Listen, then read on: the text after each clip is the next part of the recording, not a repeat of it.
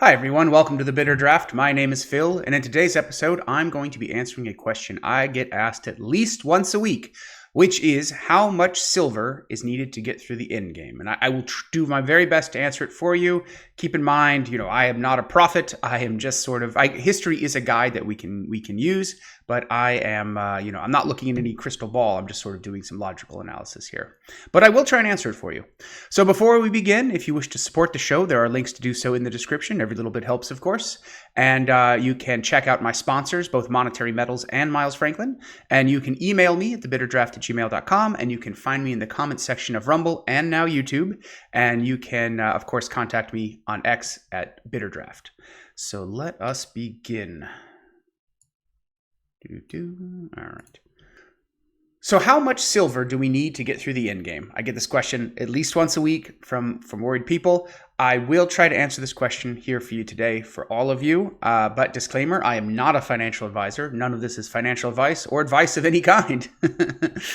So this is for entertainment purposes only. And, I don't want any nasty grams on the other side of the end game for someone saying, you told me I only needed 100 ounces of silver and I needed 500 ounces and, my family starved to death. Look, you're responsible for the decisions you make. This is just purely, we're thinking about it and, just for entertainment and information purposes only. And then you go ahead and make your own decisions based on what you feel is best. All right, so let's see how much silver to get through the end game. So let's use history as a guide. So a day laborer in 1910 was paid $2 a day for his labor. This is a recent immigrant working in a factory in New York City.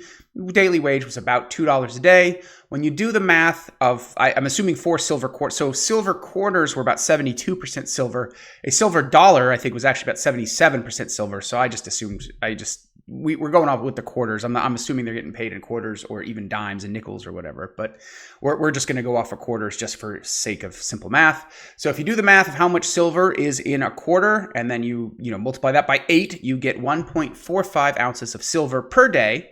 And then most workers at that time worked about 300 days a year. So a year's wage to feed, clothe, and house a family of 8, because they had much larger families back then, was about 435 ounces per year. So if you have a family of 8 and you want to keep them at survival levels or maybe a little bit above survival levels, you need about 435 ounces of silver per year to do that. And the gold silver ratio at that time was about 39-1. So it was significantly less than monetary silver because the silver had been demonetized in 1873.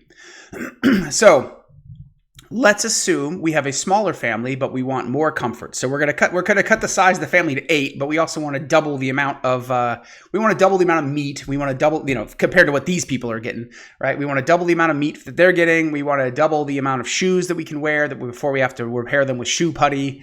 We want to double the amount of clothes we get to wear and how many times we get to wash them a week, right? We want to have a higher level of comfort than these people had, but we also have less people to deal with it. I'm going to say that cancels each other out. And then we're also going to limit it. We don't need a year's supply. I sincerely doubt we need a year's supply of emergency silver. I think judging history as a guide, once again, the core of the financial panic when, the stock market's crashing and, there's panic in the streets and dogs and cats living together, mass hysteria. That core panic when everyone finds out they're broke typically only lasts 3 to 6 months, and then everyone dusts themselves off and gets back to work. So if we talking about for just 3 months and a family of 4, I think 100 ounces of silver should probably get a family of 4 fed, housed, and clothed for 3 months. I think that's absolutely reasonable to expect with partially, not at 100-1 ratio, but if the gold silver ratio is at 30-1, 39-1, something like that, absolutely. And certainly if it gets lower than that, that makes it even more powerful. So let's look at some other considerations. So there is far, far less silver in circulation than in 1910. So that should make the people that do have silver, that should make their silver stretch even farther. There are also many more people than there were in 1910.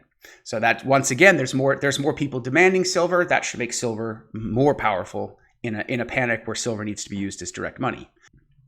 And the numbers I used previously are assuming normal life. Things are just going along normally, and you're going to your job, living a normal life. It's not the midst of a banking panic. And remember, a banking panic is a flight into money. So everyone gets desperate to get their hands on money, which is gold and silver. So they gold and silver both skyrocket. So during the panic, silver may outperform expectations, and therefore less silver might be needed for survival. I'm just talking about how to get through the panic, and everything else on top of that is of course gravy. But if you want bare minimum, the bare minimum you need to have on your person or in your properties or whatever to get your family through the crash, fed, clothed, and housed, satisfying the lower levels of Maslow's hierarchy of needs, then I think 100 ounces is about right. And then everything beyond that minimum can be used to acquire assets. That's when you go out and have the spending spree. The only thing so everything here is that I'm considering is actually pushing silver into everything else being priced lower in silver terms. So you might need substantially less silver than what I'm saying here. The only consideration that goes in the other direction is because of Maslow's hierarchies of needs, people need food and they need shelter. So if things start blowing up, right? So if buildings start being set on fire and there's mass chaos in the streets and the buildings are burning down, and if the farmers put their food on the trucks, and then the trucks are, waylaid by highwaymen, and the driver's killed, and the truck is looted, and the food is not making it into the population centers, then food is going to get extraordinarily expensive in the population centers, even in real terms of gold and silver. So with those considerations withstanding, you might need more silver just to get your hands on things like food. I don't know. I don't know where this is going to go. I do know that the monetary demand just absolutely goes to the moon, so we shouldn't see food get too expensive unless there's a significant shortage of it, where like there's something preventing the food from getting in, so the market forces cannot take over. So if that happens, then you might need more silver to get your hands on some food. However, you're gonna even if you have just a little bit of silver, you're gonna have more silver than everybody else because everyone else thought you were crazy, nobody else stacked, and so you are a node of civilization, and you use everything more than what you need for your basic survival. You should put that into acquiring vast assets.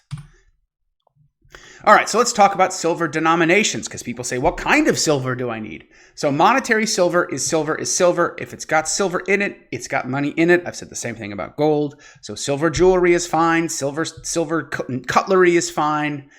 All that's, if it has silver, it has money. So small denominations are useful for many transactions. That's junk silver, the old constitutional dimes and quarters, and fractional rounds, larger coins and bars. So I have a silver round right here. This is a 1 ounce silver round. This is going to be very high powered. A few of these might purchase a car. So if you want a haircut and you only have silver rounds, you're going to have to get some pliers and you're going to have to clip them. Now that absolutely, they absolutely can be cut into bits, pieces of 8, and used as well. And you see right here, this is gold. So people in Venezuela, they were shaving off little gold nuggets, or little gold shavings, not nuggets. They were shaving off little gold shavings. I promise if the barbershop is taking gold shavings, they absolutely will take silver bits. And you're gonna have to negotiate over how much the bit is gonna be, but they will take silver bits. I'm absolutely positive on that. So once cut, the bits will have to be weighed each time, and that loses the benefit of currency, right? This right here says 1 ounce of silver on it. That gives it a currency benefit. Once I start cutting it, right, then we have to weigh it we're gonna have to get a scale out and weigh it every time. It's doable. That's what people do. It's slightly more of a pain in the butt, but it is absolutely doable. And it will be happening. We will be cutting silver coins into bits. The market will make it work. I promise. This always happens. And there may be an added, in this case, there may be an added premium on junk silver or fractional rounds because, currency is more efficient than money. And credit is more efficient even than currency itself. Because when you have hard currency, it says how much it is. When you have hard currency, it says how much it is right there on the coin. And so you can skip the weighing and the measuring. Once you're cutting things into bits, things have to get weighed and measured, and then you have to check for purity as well. So you may, if you're looking for small denominational silver, you might consider it, even though there's a premium for fractional rounds. They might serve you very well during the panic of the end game. I don't think you need to go overboard. Just have a few fractional rounds to cover things like getting a haircut or buying some food off the back of a truck. So you can get your in-game silver in any denomination you like with my new sponsor, Miles Franklin. He offers Andy Scheckman offers very competitive prices for gold and silver, and mention me at checkout, and you will help out the show immensely. So in conclusion, the amount of silver I think needed for survival through the dollar collapse is shockingly little. So like I said, a family of 4, I think 100 ounces of silver will carry you through the period of the collapse of 3 to 6 months very comfortably. Now, if you have people you love that did not listen to you and did not stack, then you'll need to stack for them. So if you have a brother who didn't stack, if you have parents that didn't stack, then you'll need more silver because you have more people that you're going to need to feed. So if you have relatives or friends that you care about, anyone you care about, and you need to stack for them, then you might need 200 ounces or 300 ounces like that. But everything after that, very little amount. And what's 100 ounces of silver today? $4,000, maybe $3,000, $3,000 and change. So the amount of silver, like I said, is very, very little. If history is a guide, and it is, the monetary premium skyrockets beyond all reason. And 100 ounces is reasonable. 100 ounces of silver is very reasonable for most people. Once again, do your own due diligence, of course. Don't rely on me, and stack at the level of gold and silver that you feel comfortable with. This is a personal choice that you must make. I cannot make it for you, but I think this serves as a rough guide. All right, everybody, take care, and I'll see you all next time.